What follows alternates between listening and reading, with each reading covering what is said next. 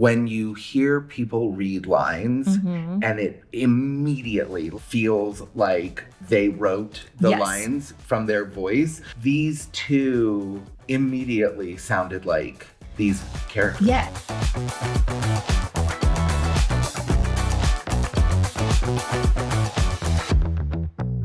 Nora Silver. Seth Yanklewitz. My favorite producer. Thank you for joining me to talk about our show, the little show that could, Deli Boys. I'm so happy to be here talking about the show, and I thank you for calling me your favorite producer. When a casting director gets a job with a new producer, you know, there's so much navigating the process. And to have a producer who you are like immediately in sync with. Yeah.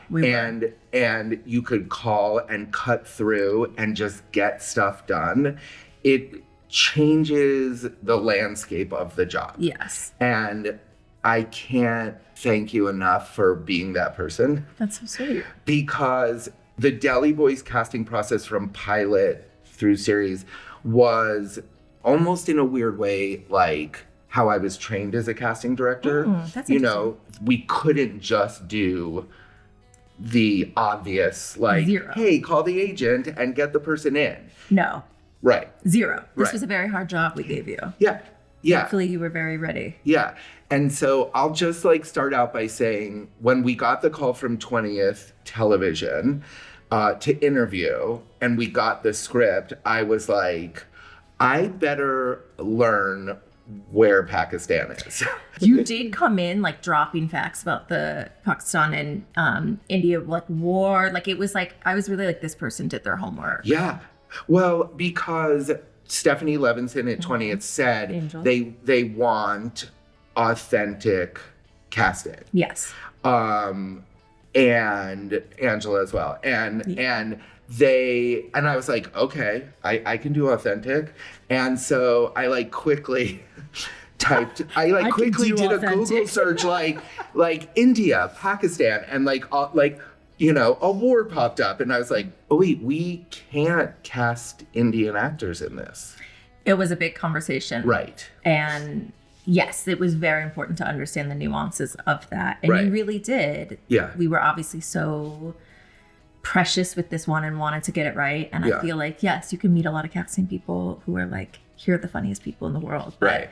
this was required more. And you really came in with that in a way that was so critical to the process. Yeah, I was trained by sort of one of the grand dames of casting, Bonnie Timmerman, who, like, when we would get a new job, it was like, the first week was like research, and she would make me like pull pictures from magazines, and we would have boards and like, you know, mood boards and images to get into the process. It was also a large group of producers because we had a creator who had never made anything. First-time creator. And then you and Jenny Connor, who obviously Jenny has made many shows. Yes. And then there loves casting and is very good at it. Amazing and a very good partner. Yeah. And then there was Volley and Nisha. Right. You know, it's funny. I feel like I work on shows like that. Jenny and I like collaborating with people. So speaking of the people that train you, I learned that from her, is like you hire people who are great at their job and you let them do it. Yeah.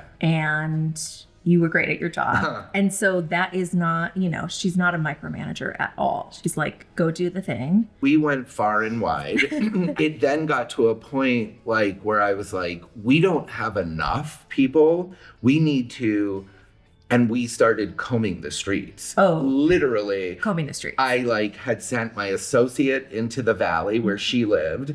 I was in like Westwood where I lived, and we were like going to restaurants and bodegas and, you know, putting signs and it was pretty fantastic. And everybody, obviously they are so incredible too. Yeah. Marissa Ross, we love you guys. Totally.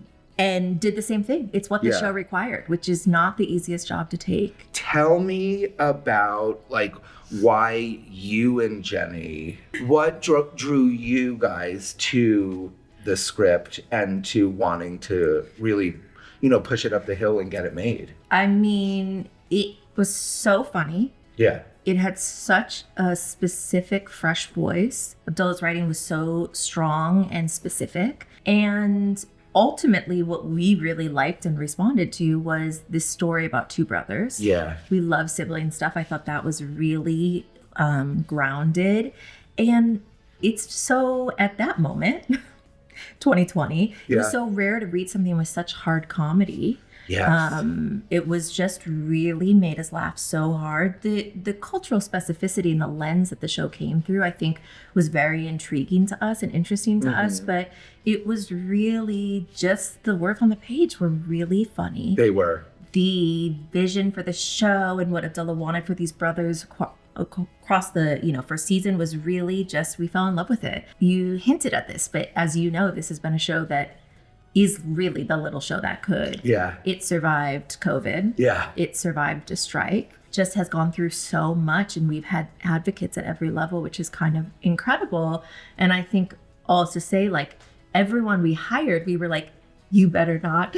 Right. You better be just as invested as we are. Right. This is like our little baby that we just want to see continue to go. And it happened over and over again that people took it very personally. To have a studio network fight for something, that's this little silly show. Like, we can talk about the, cultural specificity and the importance to the South Asian community. But at the end of the day, this is a dumb show. Right. It is people. It's silly. It's idiots. It's silly. They're making dumb jokes. Like, it is intended to be that. Yeah. And everyone just loved it and supported it. When you're reading something as a casting director and you're laughing out loud. Yes. Because we all read a lot. Yes. That's a comedy, and you're like at page like 23 and you're like, haven't laughed. No, you're kind of checking like, right. Am I having fun? Yeah. And so to start laughing like right away. So right away. It was absurd. It was absurd. And to me, as a casting person, like, I think I've done a lot of absurd stuff. It just like hit. But it had such heart. Such heart. That you had to root for the boys. How many drafts did it go through? Do you remember? It's always a lot. Yeah. You're constantly working on it until you're shooting it. Yeah. And there's things that sit and there's things that change. Yeah. Lucky really evolved. Less so in the pilot, but Brian George's character, Ahmed, evolved so much. Right. He was somebody that during the casting process we saw and we're like, oh my God. I mean, he's the funniest person that's ever lived. Yeah. We got like really lucky with some of the sort of true character actors of like sort of that world who said yes to small parts initially. I will say this show is perfectly cast, and it is there's no weak point. Everybody is truly exceptional, and it wasn't clear at the beginning. Yeah. It was really putting pieces together that felt, which is always that process. Right. And it's always so scary. Right. And again, a show that we're like, let's keep going, let's keep pushing it up the hill. And there's a lot of shows that you say, like, it couldn't have been anyone else. Yeah.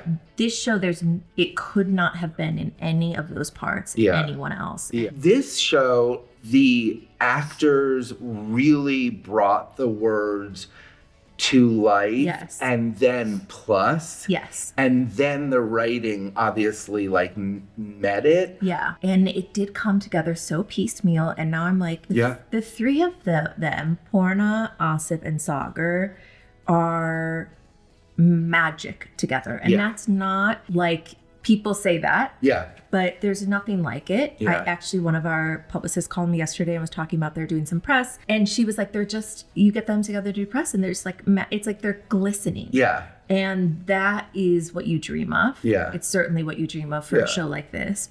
Let's talk about the process. So amazing and truly a creative, collaborative story of like dreams for casting people where, we talked about the one name that's a name who wasn't available. Yeah. And so we put that story aside. Yes, we did. And then it was like, okay, like I remember the day we got like, he's not available and everyone like on a Zoom was like, okay, Seth, you better get to work. Yeah. And then I was like, gulp. Yeah. You better do what you promised. when I was an executive at Fox, we had started a thing called Fox Night of Comedy. And Asif Ali was in our first Fox Night of Comedy as a stand-up. And I remember him being obviously hysterical, very specific. Yes. You know, and so he was in, I think, our first session for the role. I'm not sure if Sagar, who also read for that role, was in our first one or second, like, because, you know, there weren't a lot of actors. And it came down to the two of them testing for Mir. And it was obvious at the test that it was Asif. Yes. But I was so obsessed with Sagar and his beard. Yes. I like to remind him his big, gorgeous beard. Yes. And I said to you all, can you guys do me a favor? Can we just have him test for the other role? And Volley was like, I don't think so. We were not. You and Jenny were like on board. Les, I love you having that memory. Well, I do. At least that's my memory, only because you guys understood, like, well, it's no harm, no foul. Like, it doesn't matter to us. We just have to sit through an audition. Right. He's so crazy to think for 5 seconds about Sagar ever even reading for Mir. And Sagar and Asif has spent their entire careers going up against each other. Correct. It's always the two of them in the wave room. Right. Good to see you. And they're so different. And the thought of Sagar reading for Mir and that even being on the table is so wild to me now. I mean, this is just all part of looking back and being like, what were we thinking? What we did, you don't see it fully. It's a really intense process, and and you just had this vision of it. Yeah, if you watched his work on Ms. Marvel. Oh my God, yeah. That's when I went back and watched the tape, that's how I knew he could do Dar. He lights up when he's on screen. I know. And so I couldn't let it go that he needed to be in the show. I know. Like, you did. You and Abdullah both really championed him. Abdullah was on board right away too. And saw that, and I remember we read him, and we had, I can't remember, but we had kind of locked in on Asif. Yeah. I think maybe had made his deal. Yeah. And we're trying to figure out this other piece. And then we chem tested them. Yes. They're just... It was magic. Magic together. They really are. And they feel like brothers. Raj could have been a character that felt so goofy and silly and heightened. Yeah. And Sagar really made him the beating heart of the show. Yeah, I called him Dar. I mean, Mir. Yeah. Yeah, like there's something so... I can't even explain it. He brought something to him that made him not feel like this ethereal, rich asshole. Yeah. He's sort of just like this sweet guy who's optimistic and wants the best for everyone. But completely stoned out of his mind all the time. Completely stoned out of his mind, just living in a different reality. God bless him. But you're so charmed by him. Yes. And I think Asif, on the other hand, does that with Mir, who could be such a like tight ass that you're like, dude, but you see the softness in him, you see the sweetness that it comes from, and I don't know, I can't even explain it. They just combine. That was like the Venn diagram of these two actors doing this characters that just were, they were brothers. They really were. There are no other actors that could have played those two parts. I mean, nobody else could play those two. My favorite part about the casting process before was, it was wild how everybody wanted in on this. Yes. You know, because you had groups of actors who for so long went out for this part. Yes. Because it was an afterthought. Yes. Or it was just just give me a brown skinned person that looks as close to. Yeah. And we were being such sticklers, and like people got angry, you know. Yes, because that's been how their whole life. I know. They're like, you're just, some Asian person. There's no specificity. There's no whatever. And, I know. And you took that very seriously, which we were very grateful for. Obviously, it was something we wanted to take very seriously. And the studio network allowed that too. Yes. There was the patience to really go through the process and feel like we got it right, and makes your job harder. I know it did. It did. But it was... But you liked the challenge, I felt. It was one of the most fulfilling casting jobs. You know, certainly in my last 15 years, you know, I had such ownership and such pride in the work that not only the entire casting department did, but just in the final product of the show. I know. Like, and just what we were doing for an underrepresented, underserved, under-talked about community. Yes. And to be able to do it in a comedic, sort of dirty, kind of fucked up, funny way, it was like... It was bliss. It was bliss. I know. It was truly bliss. And it starts with that, you know? Like, it starts with the casting. It really... You have the creative and you have a vision, and I think you're pitching it and everyone's living in sort of a fantasy of what it is. Yeah. And I think casting is the first piece that really kind of makes it real to people. Oh, that's interesting. To see, like, are we all aligned right. on what these words are and how they're being said. Oh, that's interesting. And I think it really brings the creative to life for the first time, especially in a pilot where you're like, oh. Well, yeah, I guess because certainly if you start to hear the words said aloud in auditions and they're just not working over and over and over, you're like, did we get this wrong? Totally. It happens all the time in that process, you know, on the creative end, that you're like, the writers would be like, huh. And it's true, you know, you can say it out loud, but there's something when somebody's reading something cold off a page and they interpret it differently, it changes how you think about it, of course. Does that actually really, really work? At what point where Lucky was switching from a man to a woman? Abdullah had seen a talk about Gina Davis. Oh, right. Which is kind of amazing. And she had said, look at your scripts, writers. If there's anyone in your script who is a man, that there's no intention of them, they have to be a man. Yeah. Make it a woman. Right. Simple thought. Great. Yeah. And he really took to that. Yeah. And he went through a script, and Lucky, I mean, honestly, I literally just got chills thinking about how that could be anyone but porn. I know I keep saying this, but we'll get to that. But, you know, and also Abdullah's mom is this strong, independent, kind of badass woman. Yeah. And it's funny, in the course of making this show, so many people have said to us, Pakistani women have never been like that on screen. Yeah. And that is exactly, they're like, my aunt is like that. My mom is like that. They're so like these, you know, incredible, resilient, strong, powerful women. Yeah. And I think it really unlocks something for him to see Lucky in that way. And she is such a nurturing, mothering character in her own fucked up way. Yeah. She really loves and cares about those boys so deeply, but she is, how that could be a man, I can't even picture it now. I don't even remember the words as written for a man, to be honest with you. So feminine, I have no recollection character, of it. So I know it had to be her. It was very hard material. Very for hard. Any actor. Yes. You just cannot imagine these words ever being said by anyone but Porna. And I remember this scene in the pilot when she's like standing and she goes, what? Yes. And I was like, no one writes that. That is in somebody's comedic landscape. Like the way she delivered lines like that. There are no words. Yeah. She is kind of a genius.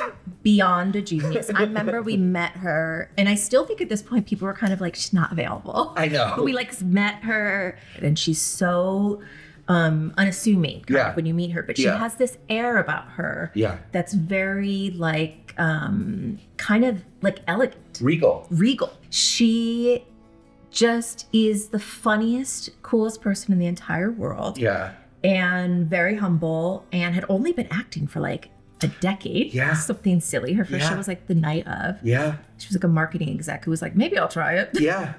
And there is a dimension to her that I don't think most actors can reach. Yeah. I mean, you know, she goes deeper than anyone I've ever seen, and finds such funny nuances, what she makes in her face. It required a level of comedic acting that I think we found a lot of people that were so talented and beautiful and great actors, but the timing she has. It was, it's like it was written with her telling the words. Let's talk about from season 1 to season 2, because it's a big shift. Now that like we sort of like moved into the story of what's now happening with the brothers and Lucky. Yes. And the business. Yes. Season 1 almost felt kind of contained. You could continue going, but we felt like we had seen these boys rise and get to this place, and they had battled so much season 1.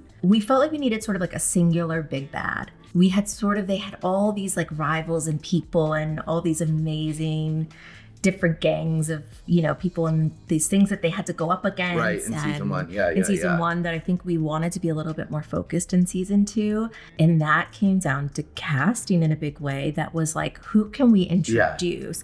And it started with this idea of bringing in like some evil puppeteer. This was sort of the first iteration of it, which is not what it became. Jenny called and was like, I know you're not on the project. Yes, fully. And I was like, yes, I am. Yes, it doesn't matter. Always. Always available. She's like, could you just do a list? And you then called, could you just do a list of a bad guy? I know. She's like, I'm giving you no, like, confinement. Like, no walls. Just, like, funny people that could be bad guys. Yes. We were excited about finding someone to bring into the show that could be seen in sort of a different light. Yeah.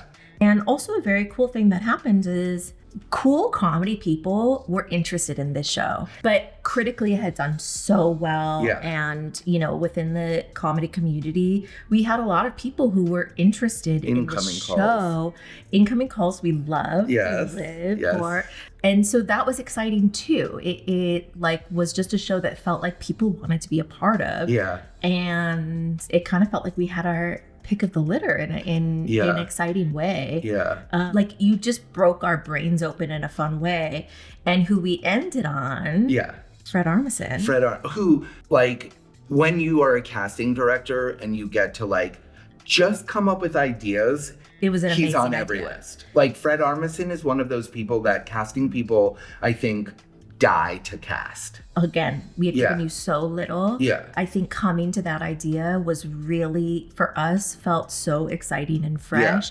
Yeah. It felt like he fit into our world. There was the right level of absurdity. Yes. He felt different from, what we had in Porna and Asif and Sagar. Yeah. It was so exciting to have someone come in and sit in the writer's room and just like, he's just a yes and guy. He really sees stuff, he thinks about it, he's very thoughtful, and he brings out, again, it's very similar to Porna. These sort of dimensions in these characters that are like incredible. Yeah. How did you guys get to the idea of the Andrew Rannells character? Oh my God, Andrew Rannells. Who, another sort of comedic. I mean, honest to God, the cast, this show.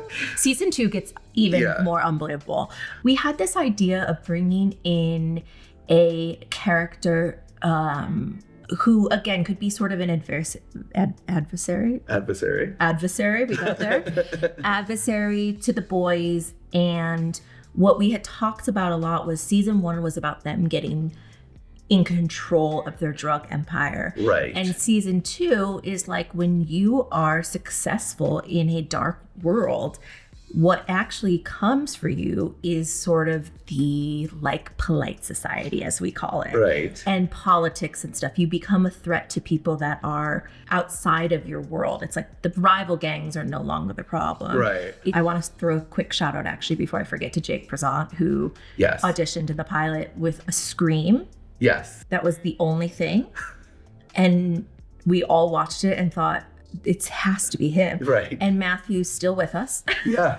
And also finding, Amita. Yeah. Well, Amita Rao was amazing, who also had just become available because she didn't get SNL. Oh, she was testing for SNL. I know. And didn't get it a miracle that day. And we were like, great, we're hiring you. She's sobbing. I mean, literally, we were like, well, we're going to offer you a show. And then she blossomed and got a funny. show. Our guest cast for season 2, I'm not kidding, is... Yeah, it's pretty cool. It's unbelievable. Yeah. It's unbelievable. And I think that is a part of it. It all kind of, people are like, and we found a lot of... a lot of the gangs in season 1, we found actors... That wasn't easy. Who on screen, I would like say in my office, like, they were amazing. And they really didn't have a lot of work. They just were like Vietnamese. Yes. And like we had to find a Vietnamese gang. Yes. Like,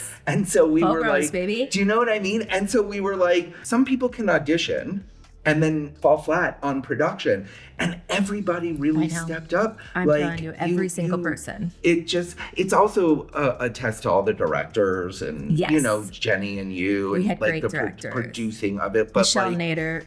I mean, when Michelle took over, like, in the whole first season after the pilot, like, she's such a goddess. And I'm obsessed with her. And she is a national icon. You know, it's funny, like, I have to teach younger casting people, and especially having been an executive, you know, it's easy for executives to say no. And I always said to all the young casting people, like, if you are going to say no to a casting choice, you better be able to back it up with two yeses in example.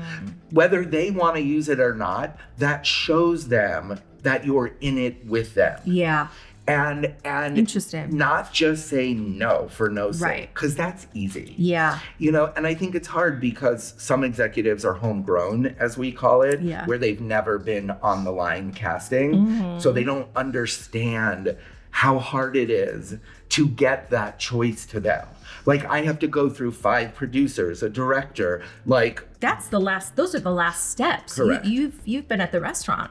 Correct. Asking to meet people's cousins. Right. Like, you don't know how many women we had to read in order to get this one to you. It's such a process. It's so crazy. And then, for someone to say, like, no. Yeah. Yeah. I do think you have a quality in you also that I appreciate, that's like, you stand by your people. Yes. I think if you are not afraid to say, like, look again, or like, let me talk you through this. And I think that I really respect that as a producer. It's like nice to have somebody who's like, let's talk about it. It's not, you don't just take a no and run. It can feel passionate. And I think we really, you know, like I said, it's a these group of strong women. Yeah. And we had Adela, who was a first-time creator, who was just, you know, also attracted to strong women, and I think was looking to us, and you were a real collaborator in that way. Yeah. You challenged us and you know, pushed stuff through, and I think that's very important in those situations. I like fighting until I understand the fight is done. Yes. Because sometimes people just need to see, like, you know, like, watch this piece of material instead of that piece to realize they can do it. Or, you know, if we just like watch them do another scene, you might see more from the actor. But also, like, I was trained, and it is our job as casting directors to keep searching. Yes. And like, I think it's imperative for younger generations of casting people to realize, like, it's art. Like, that's our art form. Yeah. Is to like hunt and dig and find. Like, that's why I say Deli Boys was so creatively fulfilling. Yes. Because we couldn't just call CAA, UTA, WME and be like, hey, send me your 5 people. Who's great? Who's funny? I couldn't just sit at UCB or the Groundlings. Yes. Like, it wasn't gonna cut it. And there was no possibility to do, which is unfortunately a piece of, you know, this industry that I know you actively fight very hard against, but is that we want diversity, but, you know, we've gone through the list and there was that wasn't on the table. Right. I also feel like this is the most creatively fulfilling thing in my career. I love this show. It feels like all the pieces have come together. And there's nothing else like it. There's nothing else like it. And it's so great. Like, I just love it. I watch it and it makes me happy. Yeah. And you see those 3 together, and it's just, you know, filming season 2, coming back to our sets, the deli, and seeing them together in it. I got emotional. I thought, like, this is really, it just, you're like, everything, all is well. Yeah. The other crazy exciting thing was during award season. Oh my God.